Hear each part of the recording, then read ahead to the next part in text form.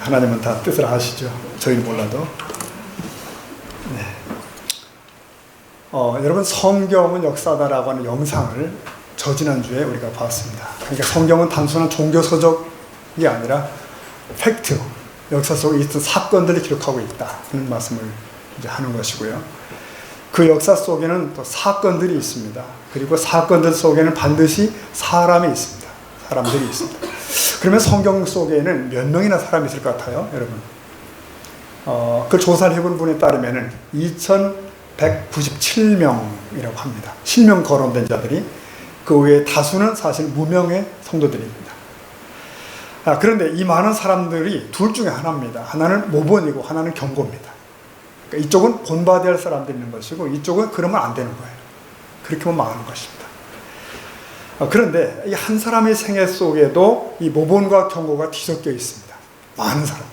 그것은 사람이 온전치 못하다. 우린 다 불완전하다. 그런 뜻이 되겠습니다. 여러분, 여호수아서는 여호수아의 지휘 아래 이스라엘이 가나안을 정복해가는 얘기입니다. 그러다 보니까 심히 부패한 가나안족을 심판하는 하나님의 손길이다 보니 칼날이 보이고 잔인함도 보이고 피도 있습니다. 굉장히 긴장되는 책이라 볼 수 있습니다. 그런데 그 숨가쁜 이야기들 가운데에서 배어나오는 향기가 있습니다. 향기의 주인공이 바로 오늘 말씀드릴 갈렙입니다. 이스라엘의 표면적인 리더는 여호수아가 맞습니다만은 감동의 주인공은 갈렙이 아닌가, 저는 이렇게 혼자 결론을 내렸습니다. 자, 지난주 중 우리가 큐티하는 내용 가운데서 우리는 갈렙을 만나본 적이 있습니다. 그 14장인데요. 그 내용이 정말 그 감동 그 자체입니다. 그 줄거리 이렇습니다. 여호수아의 지도에 따라서 이스라엘이 가나안 족속들을 차례차례 정복해 나가죠. 그러다가 5, 6년이 지나면서 거의 대세가 굳어집니다. 이제는 이스라엘 12지파가 각기 거주할 땅을 분배하게 됩니다. 여호수아는 각 지파에게 제비를 뽑아서 땅을 이제 분배하게 됩니다. 여러분, 땅에는 물론 평지도 있고 산지도 있는 겁니다. 비옥한 곳도 있고요, 물론 메마른 곳도 있어요. 그러니까 살고 싶은 땅도 있고 피하고 싶은 땅이 있는 겁니다. 자, 지금까지는 12지파가 힘을 모아 싸워왔지만 이제는 각기 지파마다 자기 몫을 챙겨야 될 때가 온 거예요. 예민한 시간이죠. 여러분, 영화 서부한국을 이제 보신 경험이 있다면 이 총잡이들이 맹활약하죠. 막 힘을 모아서 마음을 하나로 함께 그냥 열차를 습격하고 그럽니다. 의리가 대단합니다. 근데 그게 언제 깨지냐면은 다 끝난 뒤에 탈취한 금을 놓고 분배할 때 문제가 터집니다. 결국 자기네끼리 총질하고 죽고 죽이는, 결국 모두가 죽는 그런 영화를 우리가 본 기억들이 있습니다. 여러분, 이게 낯선 게 아니죠. 우리 주위에도 그런 일들이 종종 발생합니다. 멀쩡히 좋은 관계였고 오랜 세월 친구였는데 그게 서로의 이해 관계가 걸릴 때 갑자기 돌변을 해요. 돌변. 심지어 친형제들이 왼수가 되는 일들을 우리는 때로 주위에서 봅니다. 자, 지금 이스라엘 12부족이 긴장된 시간입니다. 피차 날카로운 거죠. 앞으로 거주할 땅을 나눠야 되는 거예요, 지금. 그러면 어느 지파가 어느 평지를 차지할 것인가, 누가 더 비옥한 땅을 차지할 것인가, 이런 마음이 있었겠죠. 자, 그때 바로 그런 시점에서 유다 지파가 앞으로 나온 겁니다. 유다 지파는요, 이스라엘의 12지파 가운데 가장 비중 있는 지파입니다. 네. 힘 있다고 해야 되나요? 본래 유다는 야곱의 12아들 가운데 넷째거든요. 그런데 첫째, 둘째, 셋째가 다 장자의 자격을 상실해버려요. 문제가 있어서. 그러니까 네 번째인 유다가 장자 아닌 장자가 돼버리는 거예요. 이제는 비중이 커져버린 겁니다. 그런데 그 유다 지파가 지금 땅을 분배하는 시간이 앞으로 나온 거예요. 먼저. 그리고 그 맨 앞에 누가 서 있어요? 갈렙이 서 있었습니다. 갈렙. 14장 6절. 그때에, 언제인지 아시겠죠? 바로 그때에 유다 자손이 길갈에 여호수아한테 나오고 그니 사람 여분의 갈렙은 이제 말을 시작합니다. 여호수아에게 말하되, 주신 분을 같이 읽겠습니다. 여호와께서 가데스 바네아에서 나와 당신에게 대하여 하나님의 사람 당신이 하십니다. 자, 이것은 갈렙이 지도자인 여호수아에게 말하는 내용이에요. 갈렙은 당시 이스라엘에게 있어서는 존중받는 어른입니다. 전설입니다.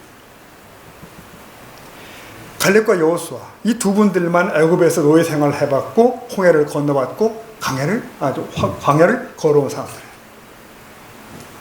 그런데 갈렙이 지금 이 토지 분배 때 지도자 여호수아 앞에 나섰다는 거예요. 그러면 다른 모든 지파는 어떻게 해야 되죠? 숨을 죽여야 됩니다. 그분이 뭐라고 하든지 간에 사실 존중해야 되는 입장이에요. 이것은 지도자인 여호수아가 더 잘 알아. 여호수아가. 왜? 동지 갈렙 아닙니까? 그래서 그가 받는 존경과 그의 존재 자체가 갖는 권위를 누구도 부인할 수가 없는 겁니다. 자, 그러면 갈렙은 왜 나서는 겁니까, 지금? 갈렙은 지금 자신의 우선권을 주장하는 것일까요? 보십시오. 갈렙은 오래전에 모세가 주셨던 그 약속을 여기서 언급합니다. 14장 9절입니다. 그날에, 오래전 얘기입니다. 그날에 모세가 맹세하여 이르되 갈렙에게 내가 내 하나님 여호와께 충성하였은즉 어떻게 돼요? 내 발로 밟는 땅은 영원히 너 내 자손의 기업이 될 거다 라고 하셨다는 거예요. 이것은 갈렙이 40년 전 모세로부터 받았던 칭송이고 약속입니다. 내가 하나님께 충성했은즉 내 발로 밟는 땅은 다 내 거야, 내 자손 거야, 이렇게 됐다는 거죠. 이건 특권입니다. 특권. 그러면 갈렙이 지금 그 약속을 새삼 끄집어내는 이유가 뭡니까? 어느 땅을 요구하려고 그럴까요? 14장 12절에 그 내용이 있더라고요. 그날의 여호와께서 말씀하신 이 산지를 지금 달라는 거예요. 이 산지. 자, 지금 이 산지를 내놓으라는 건데 이 욕심나는 땅이 도대체 어떤 땅입니까? 그래서 우리가 잘 아는 복음성가 이 산지를 내게 주소서가 생긴 거 아닙니까? 일단 잠시 한번 불러보십시오. 근데 이 12절이 이렇게 이어집니다. 지금 뒤 내용이 이거예요. 당신도 들으셨거니와 여호수아여 당신 들으셨거니와 그곳에는 아낙 사람이 있고 그 성읍들은 크고 견고하더라도 하나님이 함께 하시면 내가 쫓아내겠습니다. 요 얘기입니다. 그러니까 아낙 사람들이 있는 곳, 그 견고한 성읍이 있는 이 산지를 내놓으라는 거예요. 달라는 거예요. 여기서 당신도 들으셨거니와 무슨 말이죠? 40여 년 전 여호수아 갈렙은 들었습니다. 뭘? 다른 10명이 하는 말을 들었어요. 그들은 말했습니다. 거기는 장대한 아낙 사람이 살고 있고 성읍들이 견고하여 들어갈 수 없다는 거야. 들어갈 수 없다는 말을 한 겁니다. 근데 40년이 지난 지금 갈렙은 뭘 말합니까? 그날 그들이 그렇게 말했지만 우리가 들었었지만 이제는 내가 간다. 이제는 여호와께서 말씀하신 대로 나와 함께 하시면 저들을 쫓아내겠습니다. 낼 것입니다. 지금 이 얘기를 하는 것입니다. 여러분 이해되십니까? 여러분 그 땅 헤브론은 평지가 아닙니다. 험악한 산지예요. 더구나 정복된 땅이 아닙니다. 아직 적들이, 거인 같은 적들이 성 안에 버티고 있는 상태예요. 그 산지를 달라는 거예요. 이것은 위험률 100%입니다. 위험보단 100%예요. 여러분 이 말씀을 가만히 묵상하며 읽다 보면은 몸에 전율이 오는 겁니다. 이게 그러면 그 순간 거기의 분위기가 어땠을까 상상해 보시겠습니까? 여러분 저 갈렙 어르신은 기득권이 있는 분이야. 땅에 대해 얼마든지 주장할 수가 있어. 근데 그 노년에 이르는 그가 가장 험지를 지금 선택하고 있어. 내게 내 지파에 그 땅을 주십시오. 그러니 여러분 한동안 거기 침묵이 흐르지 않았을까요? 누군가는 신음 같은 아마 감탄을 했을지 몰라요. 역시 그분은 참 믿음의 어른입니다. 그러니까 신앙의 성숙을 말하라고 한다면 이런 경우겠다 하는 생각이 듭니다. 여러분 바로 그 순간 하나님이 얼마나 기뻐하셨을까? 그 생각해 보셨습니까? 얼마나 기뻐하셨을까? 그리고 또 주위 백성들은 또 얼마나 또 감동했을까? 얼마나 감동했을까?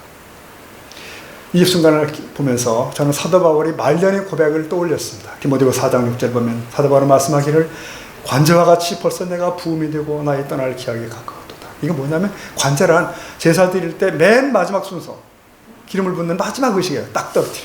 그러니까 사도 바울은 평생을 하나님 앞에 살았지만 마지막 사명을 위해 자기의 남은 삶을 쏟아 부은 바로 그 고백을 하는 겁니다. 마지막 피 한 방울까지. 지금 노년의 갈렙이 바로 그런 각오를 피력하고 있는 거예요. 갈렙은 자신을 하나님의 나라가 가나안 땅에 세워지는 일에 쏟아 붓습니다. 마지막 헌신이라고 표현합니다. 마지막 헌신. 여러분 우리는 이런 장면을 보면서 참 감동을 있습니다. 찔림도 있고요. 그래 내가 그럴 수 있다면 얼마나 참 주님이 기뻐하시고 얼마나 귀할까. 우리 모두가 궁극적으로 다 그런 자리까지 갈 수 있기를 저는 소원하고 축복합니다. 네. 근데 여러분 보세요. 이런 그 차원 높은 헌신이라고 할까요? 이 아름다움은 갑자기 오는 게 아닌 거예요. 보니까 갑자기. 그래서 이 갈렙의 얘기를 저도 처음부터 좀 다시 살펴보기 시작했습니다. 그가 여기까지 오기까지, 이 높이까지 오기까지 그가 차곡차곡 쌓아온 영적인 흔적들, 실력들이 있다. 밟아온 길이 있는 거예요. 여러분 종종 왜 그 스포츠나 연예계 얘기 이렇게 보면 그런 거 하잖아요. 와, 새로운 스타가 등장했어. 그 사람들 말합니다. 아무개가 혜성같이 나타났다. 송가은이가 혜성같이 나타났다. 근데 알고 보면 그 혜성같이 나타난 사람은 없는 겁니다. 갑자기는 없어요. 남들이 모르는 어둠의 시간들이 있습니다. 힘든 각고의 날들이 있고 가려워진 시간들이 있습니다. 쌓아온 실력이 있는 거죠. 그러니까 영적인 세계도 마찬가지가 아니겠나. 그런 감동적인 갈렙은 갑자기 갈렙이 되는 게 아니더라 이거예요. 갑자기 나타나는 게 아닙니다. 갈렙이. 자, 여러분 이제 우리 45년 전으로 돌아가겠습니다. 그때로부터 그의 나이 40세입니다. 그런 애굽 땅에서 갖은 박해를 겪으면서 벽돌을 긋고 하는 그런 노예 중에 하나죠. 네. 그래서 저들에게 어느 날 해방령이 떨어지죠. 히브리족은 이 땅을 떠나라. 엑소더스 출애굽이 시작이 된 겁니다. 그래서 모세를 앞세운 이스라엘 백성들이 남부여대 보따리에서 아들고 지금 떠난 겁니다. 그들이 조상 아브라함에게 약속하셨다고 하는 그 땅 가나안 향해서 장도에 오른 거죠. 그때 남자 성인만 해도 60만이라고 그럽니다. 근데 그 60만 가운데 하나가 갈렙이에요. 그들이 길을 가고 드디어 그들은 시내산을 거쳐서 가나안 접경지까지 도착합니다. 그것이 바로 유명한 가데스 바네아예요. 가데스 바네아. 근데 그 순간까지는 갈렙이 무명의 존재입니다. 여러분 그 앞에는 나온 적이 없어요. 이때 지도자 모세는 거기서 각 지파에서 1인씩 12명의 정탐대를 구성하죠. 이 명단을 읽어보면 거기 여호수아도 나오고 갈렙도 나옵니다. 근데 갈렙은 유다 지파의 대표로 나옵니다. 여러분 유다 지파의 의미를 제가 말씀드렸죠 좀 전에. 이 12명의 가나안을 샅샅이 살핍니다. 그리고 40일 후에 돌아와서 그들이 백성 앞에 보고를 하죠. 12명이 일치합니다. 그 땅은 비옥하다. 이 과일을 봐라. 대단한 땅이라는 거예요. 근데 그 다음 얘기는 어떻게 할 건가? 10명은 얘기합니다. 그런데 그 땅 거주민이 무지 무섭더라 이거예요. 특히 안악자손 그거 엄청나고 그들이 쌓은 성읍 견고하더라. 우린 그들에 비하면 몇 배뚝이야. 못 간다. 그거 분위기가 확 뒤집어지는 거죠. 싸늘해진 겁니다. 근데 이런 그 이상한 분위기를 가로막고 나선 이가 누굴까요? 저는 이게 여호수아인 줄 알았어요 그때 12명 중에. 근데 갈렙이더라고요.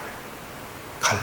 민수기 13장 30절 보면 갈렙이 모세 앞에서 백성을 조용하게 하고 이르되 뭐라 그러나 읽어봅시다. 시작. 우리가 곧 올라가서 이게 누구의 말이죠? 갈렙 얘기입니다. 갈렙. 다수가 반대하는 자리에서 홀로 진실을 말하는 것이 얼마나 어렵다는 거 여러분 아시죠? 네. 불신앙의 사람들 앞에서 홀로 신앙을 택하는 것이 얼마나 위험하다는 거 여러분 아십니다. 물론 뒤에 가서 보면 여호수아와 갈렙 둘이 찬성파인 것이 드러나요. 그럼에도 백성들에게 먼저 나서서 설득하고 나온 것이 갈렙이더라고요.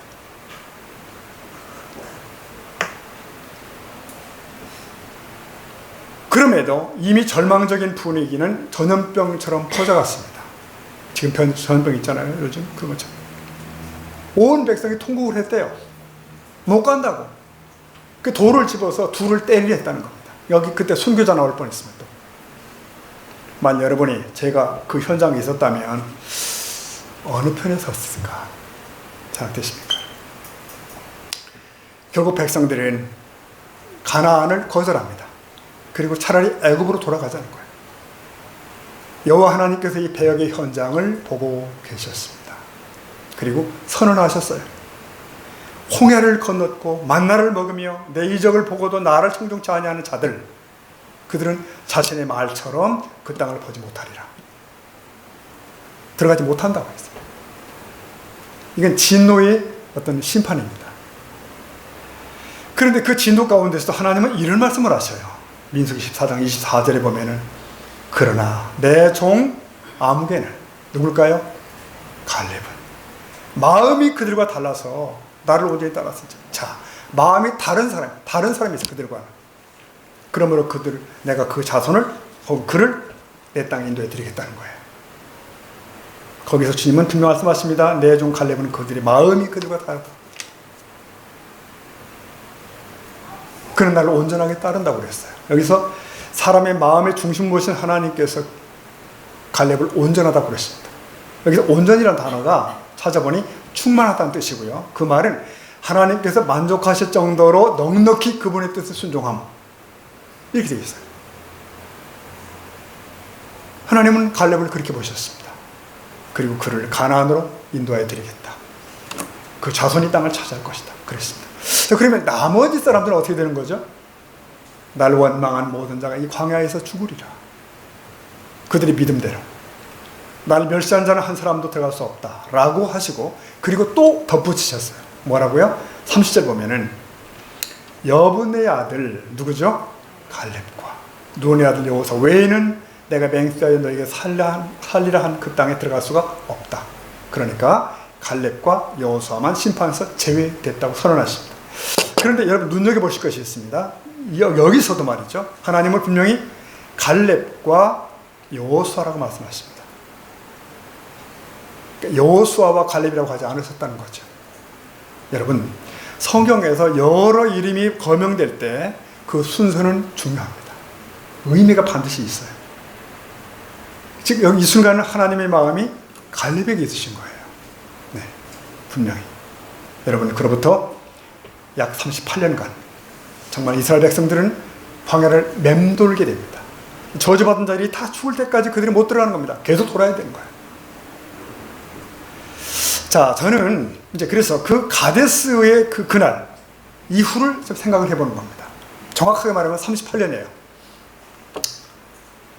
백성들은 광야를 걷기 시작합니다. 이제 계속 맴도는 거죠. 물론 하나님은 만나를 주신 거야. 미운 놈 떡 하나 더 준다고 계속 주세요. 매출하기도 주세요. 계속. 그러면서 저들은 계속하여 불평합니다. 원망합니다. 힘들다. 이게 뭐냐. 도대체 견딜 수 없다. 여러분 이 상황을 누가 만들었어요? 자기들이 만든 거라고요. 자기들이 만든 상황이에요. 그럼 한편 갈렙은 어떻습니까? 갈렙과 여호수아만큼 억울한 사람이 어디 있어요 지금? 단체 기합 받고 있는데 지금. 그러니까 이 둘은 이 메마른 광야를 맴돌 이유가 있다 없다? 없는 거죠. 잘못 없습니다. 그들은 하나님 의지하고 가나안 가자 치고 가자. 그래서 그렇게 있으면 끝나는 거죠 다. 그런데 이게 뭡니까? 지금 다른 10명 때문에 그리고 불신앙의 백성들 때문에 이 생고생을 하는 겁니다. 자 여러분 여기서 그러면 이 둘은 혹은 갈렙은 어떻게 했을까? 그겁니다. 옆에 있는 놈들을 원망하고 저자들을 불평하고 미움을 키워가고 죽지 못해 가지 내가 이러면 간 것일까? 도대체 이 38년의 방황기는 갈렙에게 무엇일까? 나이는 먹어가죠? 60세 70세 몸은 수해갑니다. 그러나 그 세월은 단언컨대 갈렙에게 있어서 영적인 성장기였음이 분명합니다. 여러분 고린도후서 4장 16절 보면 이런 비슷한 고백이 있어요. 그러므로 우리가 낙심치 아니하노니, 그 다음 읽어볼까요? 겉사람을 후패하나 우리의 속은 날로 새롭다. 이 사도 바울이 그 말씀이 구약시대의 저들에게 딱 맞는다. 갈렙은 광야를 걸으며 세월을 보냅니다. 그러나 갈렙은 남들에 대한 원망으로 세월을 보낸 것이 아니더라고요. 불평하면서 세월을 낭비한 게 아니에요. 그의 속이 날마다 깊어갔구나. 이거 어떻게 알 수 있는지 아십니까? 갈렙이 지난 세월을 회고하는 본문 주변에 그 답이 있습니다. 갈렙의 말을 들어보시라고요. 여호수아 14장 8절입니다. 나와 함께 올라갔던 내 형제들은 백성의 간담을 높게 했으나 나는 내 하나님께 충성했으므로. 자, 여기서 갈렙이 지금 말하는 내 형제들이 누굽니까? 내 형제들은 갈렙과 함께 정탐 나갔던 10명이에요. 그들은 갈렙과 반대한 사람들이고요. 그들은 갈렙에게 아픔을 던진 사람들이에요. 문제의 진원지에 다. 그들 때문에 이 40여 년을 허비한 거 아닙니까? 그런데 갈렙은 이 40년을 지난 뒤에 이렇게 얘기합니다. 저들을 내 형제라고 얘기합니다. 지난 세월 광야를 걸으며 옆에 서 있던 저들을 왼수같이 여기지 아니하고 째려보지 아니하며 그들 내 형제로 받아들인 거죠. 내 고통의 원인들인데 그랬기에 가나안에 도착하자마자 내 형제들 대신에 내가 그 험지를 맡겠다고 나선 거 아닙니까? 우리 형제들을 겁먹게 만들었던 아낙 자손들을 내가 처리하겠다고 나선 거 아닙니까? 여러분, 오늘 이 부분은, 이 사실은 우리에게 굉장히 중요한 어떤 인생의 교훈을 주는 것 같습니다. 남의 잘못으로 인해서 내가 고통을 당할 때 어떻게 할 것인가? 이게 문제예요. 이 고통의 원인이 남일 때 나는 어떡하지? 참 신기한 것은, 여러분, 신기한 것은 지난 수요일 날 저녁 예배 때 이 사도행전을 하고 있거든요. 같은 주제가 나왔다는 거예요. 27장 본문을 다뤘는데 바울을 압송하는 배가 로마를 향해 출발합니다. 근데 바울은 겨울이 오니까 일단 미항에서 배가 멈추고 과동하고 겨울 지내고 출발하자는 거예요. 그런데 이 선장과 백부장이 죄수인 바울의 말을 안 들어. 그리고 출발. 이래 된 겁니다. 결국 지중해 한가운데서 광풍을 만납니다. 그래서 이 배가 완전히 파산 직전까지 가고 배에 실었던 거 다 내던지고 이제는 죽음 직전까지 가요. 엄청 고생합니다. 보통 고생이 아니에요. 살 수망이 없는 거예요. 그러니까 사도 바울은 잘못이 없습니다. 왜? 가지 말라고 그랬거든. 아니라고. 근데 저들이 우겨서 결국 낭패를 만난 거예요. 자, 이 본문에서, 그 본문에서도 같은 주제가 나온 겁니다. 다른 사람의 잘못으로 인해서 내가 어려움을 당했을 때 어떡하지? 같은 내용 아닙니까? 근데 사도 바울이 어떻게 했을까요, 거기서? 가만히 보니까 저들을 비난하는 데 시간을 보내지 않았더라. 원망으로 시간을 낭비하지 않았어요. 그리고 오히려 하나님 앞에서 자기 사명을 다시 확인해요. 내가 뭐하고 있는 뭔지. 그리고 하나님의 말씀을 지시를 받을 만큼, 계시를 받을 만큼 더 친밀함 속으로 들어가. 그래서 하나님 말씀하셔요, 바울에게. 네가 가이사 앞에 서리라. 그 말씀을 받는 거예요. 이게 무슨 말이죠? 바울이 로마 황제의 신문을 받으려면 어디로 가야 되죠? 로마로. 로마에 가려면 이 배가 어떻게 되죠? 파손되지 않아야 되는 거예요. 그러므로 바울 한 사람으로 인해서 이 배가 안전하다는 담보를 얻게 된 겁니다. 바울은 하나님의 사람답게 배 안의 사람들에게 소망을 선포합니다. 격려합니다. 염려하지 말라. 하나님 말씀하셨다. 여러분, 핵심은 그겁니다. 풍랑은 나 때문이 아니에요. 저들 때문이에요. 그러나 그런 가운데서도 예수 잘 믿는 그 한 사람 때문에 모두가 살아난다는 거죠. 바로 그 얘기입니다. 그러니까 바울 한 사람 때문에 그 배에 탔던 276명이 다 안전하게 된 겁니다. 자, 이 얘기입니다. 여러분, 오늘 내 가정의 풍랑도 나 때문이 아닐 수 있습니다. 그러나 내가 하나님 앞에 다시 설 수 있다면 이것은 완전히 새롭게 전환될 수 있습니다. 바뀔 수 있습니다. 나의 교회 공동체가 풍랑 속에 있을 수가 있습니다. 그러나 간절한 중보자인 당신으로 인해서 이 상황은 완전히 회복으로 바뀔 수가 있습니다. 우리나라 광풍 속에 들어갈 수 있습니다. 그런데 깨어있는 성도들로 인해서 평안을 받을 수가 있습니다. 맞습니다. 우린 그래서 남을 비난하고 남을 원망하는데 우리 영성을 소비할 필요가 없다는 것이에요. 그리고 결국 발견해야 됩니다. 그들은 그럼에도 형제라는 거예요. 형제. 나는 주님을 더 의지하고 저들의 길을 제시해야 되고 소망을 선포해야 되고 그럴 자격이 있는 것이고 그런 것입니다. 지금 갈렙이 지금 그런 겁니다. 다른 사람들의, 다른 놈들의 잘못으로 인해서 40년을 광야에서 보내게 된 거 아닙니까? 인생을. 그러나 그 시간이 그를 허비시키지 않았다는 거예요. 오히려 그를 영물게 만들었던 거죠. 그래서 훗날 그토록 놀라운 고백을 하게 만드는 거예요. 여러분, 오늘 우리가 겪는 고통이 나 때문 아닐 수 있습니다. 그럼에도 이 시간들 속에서 어떻게 생각할 것인가? 오히려 나는 더 깊어져 가야 되고 더 성숙해야 되고 그러면 나의 공동체가 나로 인해 소망을 얻게 될 줄로 믿습니다. 아멘. 나 때문에 복을 얻을 줄로 믿습니다. 아멘. 네, 이렇게 갈렙이 넘어야 했던 첫 장애물이 바로 이 원망스러운 동족들이라고요. 지금 이 얘기를 하는 겁니다. 근데 그거 잘못 넘었으면 실족합니다. 승리 못하는 것입니다. 잘 넘은 거죠. 근데 여러분, 갈렙이 넘어야 했던 또 하나의 장애를 제가 발견합니다. 분명히 넘어야 했던 장애가 있습니다. 뭐냐면 동료인 여호수아입니다. 자, 이 두 사람은 같이 애굽을 떠났어요. 둘 다 정탐꾼에 소속했습니다. 또 똑같이 가나안 정복을 주장함으로써 하나님의 인정을 받았어요. 아니, 먼저 받았죠, 더 갈렙은. 그리고 똑같이 38년을 광야에서 인내하고 살아왔습니다. 근데 이제 가나안 땅이 보이는 느보산에서 모세가 임종하고 위대한 종이죠. 모세는 후임자를 갈렙이 아닌 여호수아를 지명하고 안수하고 떠납니다. 자, 저는 생각을 해보는 겁니다. 이거 왜 갈렙이 아니었나? 왜 여호수아지? 여러분, 갈렙이 될 수도 있는 거 아닙니까? 이스라엘 전 세대가 떠나고 오직 둘만 살아서 그 땅에 들어왔어요, 지금. 그 둘 중에 여호수아가 지도자가 됩니다. 혹시 갈렙에게는 이런 마음이 안 들었을까요? 저라면 어땠을까 생각을 해봤습니다. 일단 아쉬움이 있을 수 있을 것 같아요. 아쉬움. 자칫하면 시기심 있을 것 같아요. 저놈이 나보다 나은 게 없는데. 또 여러분의 경우라면 어떤지 모르겠습니다. 근데 성경을 쭉 이렇게 근처 살펴보면 이 여호수아가 이제 후임자로서 지도력을 확보해야 되잖아요. 근데 그거 자리 잡을 때까지 갈렙이 걸림돌이 되는 흔적이 없어요. 의도적으로 비켜서 있던 거 아닐까 싶어지는 겁니다. 여러분, 그 앞에 모세가 지도자 시절에 이런 일이 없었을까요? 있었습니다. 애굽을 떠나 광야를 이스라엘에 행진할 때 모세의 형 아론하고 누님 미리암이 반기를 들은 거 아닙니까? 민수기 12장. 여호와께서 왜 모세와 말씀하셨냐? 우리에게도 하셨어. 우리에게도. 우리도 세다고. 이게 지금 누님과 형의 얘기였습니다. 결국 하나님이 나서셨고 미리암이 나병에 걸리죠. 민수기 16장 가보면 또 비슷한 일이 또 벌어져요. 광야를 걷던 중에 고라가 나서고 다단이 나서가지고 합세해가지고 모세에게 반기를 댑니다. 일종의 구데타죠. 여호와께서 진노하셨고 땅이 갈라져서 저들을 다 삼켜버립니다. 여러분, 이게 낯선 얘기 아닙니다. 인간 세계에는 언제나 이런 류의 다툼이 있습니다. 언제나 그 충돌은 주변에 있는 자들이 일으킵니다.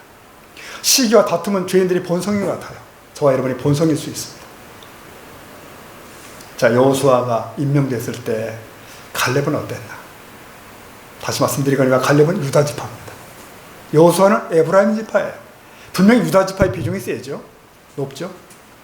그럼에도 여호수아가 임명된 그 이후의 기록을 보면 갈렙은 여호수아 앞에 나대지 않습니다. 전혀 한 번도 흔적이 없어요. 미리암처럼 고라처럼 그런 거 없는 거죠. 그림자처럼 처신하며 조력자가 됩니다. 그러다가 드디어 가나안 땅을 정복하게 되고 땅을 분배하게 됩니다. 물론 아직 정복되지 않은 땅이 있어요. 바로 그 시점에 갈렙이 나섰다는 거죠. 그 산지를 내게 주십시오. 그 미전복의 땅을 달라는 거죠. 그 숙제를 제가 풀겠습니다. 여러분, 이건 이 순간 이게 여호수아에게 얼마나 힘이 됐을까요? 얼마나. 그래서 이 다윗과 요나단 못지않은 우정을 우리가 보는 것 같아요, 지금. 그런데 여러분, 신약에도요, 이와 흡사한 예가 있습니다. 유명한 바울과 바나바죠. 바울은 당시 세계를 종횡무진하고 복음을 전하는 하나님의 위대한 종이에요. 정말 위대한 종입니다. 근데 바울처럼 드러나진 않지만 바울 이상의 평가를 받을 만한 인물이 있습니다. 바로 바나바예요. 바나바는 첫 이방인 교회인 안디옥 교회의 수석 사역자입니다. 바나바는 그때 무명인사로 있던 바울을 끄집어냅니다. 나와 동역하자. 그리고 또 바울을 데려가서 예루살렘 데려가서 사도들에게 소개를 시켜요. 공식적 무대에 데뷔시킵니다. 이 두 사람은 나이가 차이가 있지만 깊은 우정이 있었던 것 같아요. 드디어 바나바와 바울은 같이 전도여행을 떠납니다. 1차. 그리고 도중에 적절한 시기에 리더십이 바울로 넘어갑니다. 바나바가 뒤로 갑니다. 바나바는 바울의 선배이고 인도자입니다. 바나바 없는 바울은 상상할 수가 없어요. 그럼에도 바나바는 그날 이후로 뒤로 나갑니다. 어쩌면 영성이나 신앙적 성숙은 바나바가 더 승하다고 볼 수 있는 이야기들이 종종 있습니다. 그래서 하늘나라에 가보면 칭찬은 바나바가 클지 바울이 클지 모르겠다, 이런 생각까지 저는 하는 겁니다. 뭐 그때 가봐야 할 문제고요. 그거는. 네. 제가 이렇게 길게 설명한 이유는 뭐냐면은 구약 이스라엘 정복사에서 여호수아와 갈렙의 관계가 그렇다는 거예요. 지금 우리는 대개 모세를 뒤를 이은 영웅 누구? 여호수아를 기억합니다. 여호수아는 영웅이야. 그러나 어떻게 여호수아 홀로 그 대업을 완성할 수 있었겠어요, 여러분? 얼마나 어려운 일들인데. 누가 봐도 갈렙은 여호수아와 대등한 사람이었고, 그러나 하나님께서 여호수아를 세우셨다는 사실을 갈렙은 온몸으로 받아들인 겁니다. 승복합니다. 여러분, 리더보다 힘든 게 돕는 자라고 합니다. 왜? 누구나 높아지길 원하기 때문에 그렇습니다. 그러나 세워진 사람의 권위를 인정하는 것, 그가 잘 되도록 돕는 일은 얼마나 귀한 일인지 모릅니다. 이건 섬기려 이 땅에 오신 예수님의 영성을 의미합니다. 신학교 시절에는요, 신학교 때는 이 부목사학이라는 게 어떤 부교육자가 돼야 되나 그런 내용입니다. 근데 거기에 이런 원리가 있어요. 당신의 담임 목사가 성공하게 하라. 그것이 당신이 성공하는 길이다. 그런데 이런 단순한 원리를 부교육자들이 모르는 거죠. 그리고 그는 엉뚱한 짓들을 합니다. 담임 목사의 방향에 맞추는 게 아니라 자기 칼날을 계속 고집해요. 그러다가 문제를 계속 일으키죠. 자, 갈렙은 여호수아를 섬깁니다. 둘째의 자리에서 불평 없이 여호수아를 세우죠. 아니, 적극적으로 돕습니다. 보세요. 이 헤브론 험한 산지를 간청하는 장면에서 갈렙은 여호수아의 허락을 구합니다. 책임주십시오. 그런 갈렙의 모습만으로도 여호수아의 권위는 살아났을 거예요. 성도 여러분, 오늘 어느 자리에나 마귀의 속임수는 있습니다. 내가 으뜸해야 돼. 내가 주도권 줘야지. 그자보다 내가 못할 이유가 없지. 이게 마귀가 아담을 꾀었던 방법 아닙니까, 사실? 네. 그러나 예수님은 결국은 섬기는 자로 오셨다고 선포하셔요. 마가복음 45절, 인자가 온 것은 섬김을 받으려 함이 아니라 뭐죠? 도리어 섬기려 하고 자기 목숨을 많은 사람의 대속물로 주려 함이라. 그겁니다. 네. 갈렙의 일생의 마지막 고비는 그래서 제2인자로의 부르심에 순종하는 것이었다고 생각합니다. 섬기는 자로 남는 것이에요. 평생을 여호수아의 조력자로 남는 것입니다. 갈렙은 여호수아의 권위를 인정합니다. 그것은 나아가서 하나님의 권위에 순종하는 것이었습니다. 그는 온전히 하나님을 섬기는 마음을 놓치지 않은 거예요. 자, 오늘 말씀을 이렇게 매듭하겠습니다. 14절에 보면요, 갈렙이 자기 나이를 또 언급하네요. 내 나이 85세라고. 이게 나이 자랑한 걸까요? 그게 아니었습니다. 이날까지 생명을 주신 하나님, 건강을 주신 그분을 말하고 싶은 거예요. 더 나아가서 그 은혜를 보답하는 사명의 길을 가겠다는 말을 하는 겁니다. 지금 남은 시간 동안. 여러분, 우리는 어느 책에서도 85세 된 노인이 전쟁터에서 앞장섰다 그런 말을 들어본 적이 없습니다. 여기 단 한 곳이 있는 거예요. 하나님을 위한 갈렙의 꿈. 그 꿈은 그의 나이마저 잊게 했다는 거예요. 여호수아 14장 15절. 헤브론의 이름은 기럇 아르바라. 아르바는 아낙 사람 가운데서 가장 큰 사람이었더라. 그 다음에 이거 볼까요? 그리고 그 땅의 전쟁이 그쳤더라. 네. 혹자는 말합니다. 아니, 이스라엘이 가나안을 완전 정복한 건 아닌데? 맞습니다. 국지전은 여전히 남았어요. 조금씩. 그러나 가나안족이 더 이상 이스라엘을 대항할 수가 없게 됩니다. 대세가 꺾여버리는 거예요. 완전히. 이스라엘은 평화를 누리기 시작합니다. 갈렙의 헌신은 그 시대의 평화를 가져와요. 이스라엘의 안녕을 가져오게 됩니다. 자, 성도 여러분, 오늘 강점은 그겁니다. 제목처럼. 갈렙은 달랐습니다. 우리 한번 따라합시다. 갈렙은 달랐다. 누구와 달라요? 그 시대의 사람들과, 그 10명과 다른 거예요. 그는 온전히 하나님을 좇았다 되어 있습니다. 그랬기에 그는 40년의 광야길을 원망 속에 보낸 게 아니라 자기의 성숙의 기회로 가져왔습니다. 그는 다른 사람들 때문에 겪는 고통을 비난거리로 삼은 것이 아니라 자기 성화의 기회로 만들었다는 거예요. 여러분, 성도에게 있어서 온전한 모습에 이르는 것이 최고의 목표일 수 있다면 갈렙이야말로 구약시대의 모본이 분명하다 생각합니다. 또한 동료가 지도자가 됐을 때 시기치 아니하며 오히려 그를 도움으로 조력자로 세우지 남았다는 것. 모든 인간이 갖는다고 하는 본능이 시기심과 질투를 넘어서는 것. 영원한 상급을 바라봤기 때문에 가능하다고 생각합니다. 오직 그겁니다. 결국 그의 인생의 최후의 시간마저도 남은 시간마저 주님 앞에 올려드립니다. 헤브론 산지를 정복하는 일. 그것은 40년간 모세를 모시며 모세가 애굽의 영광을 버리고 왕자의 영광을 버리고 이스라엘과 함께하는 모습을 보았기 때문일 수가 있습니다. 누구도 원치 않는 그 땅을 찾아가는, 그리고 원수들을 극복하는 일에 마지막 희생을 쏟아붓는 그 시대와 다른 갈렙이 오늘 이 시간에 또 저와 여러분의 삶에 엄청난 도전이 되고 또 격려가 될 수 있기를 축복합니다.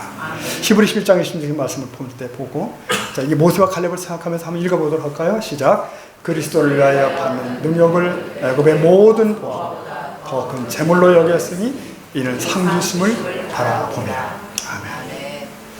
자, 우리가 이제 그 찬양을 좀 풀려고 그러는데요. 이 찬양이 뭐 진군가인 줄 알았어요. 저는 사실은 진군가.